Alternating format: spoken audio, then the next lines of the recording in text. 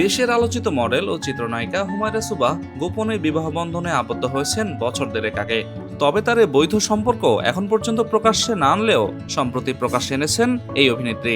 দীর্ঘদিনের লুকোচুরি শেষে সে খবর সম্প্রতি প্রকাশ্যে এনেছেন। তবে বিয়ের খবর প্রকাশের 7 দিন পেরোতেই স্বামীর বিরুদ্ধে পরকীয়ার অভিযোগ এনেছেন এই নায়িকা।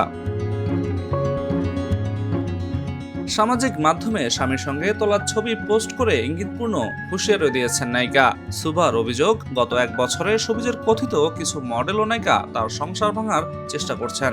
তবে এই অভিযোগ দিয়েই তিনি ক্ষান্ত হননি। তিনি আরো অভিযোগ করেন, সুবার স্বামীর সঙ্গে পরকীয়া সম্পর্কে জড়িয়েছেন অনেকেই।